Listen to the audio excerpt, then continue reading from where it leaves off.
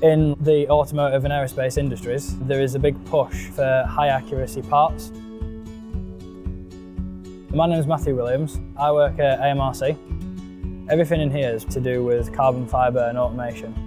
I work on the pick and place robot cell to move carbon fibre plies accurately and with speed to support the demand for engineering in the automotive and aerospace industries. The brackets that initially came on this robot were L brackets. Over a prolonged use, the brackets have slowly starting to bend, and eventually that gripper won't pick up the ply from the conveyor anymore.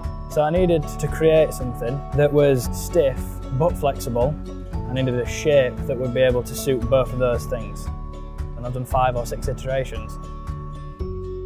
Initially, we wanted to change the aluminium weld for something that could be a bit more springy. So we thought 3D printing, that would be brilliant. So we made the same as what we had, but it flexed too much.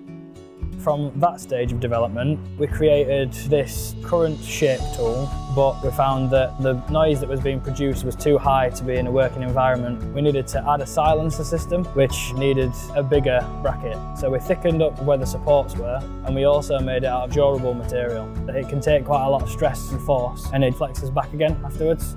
Works perfectly.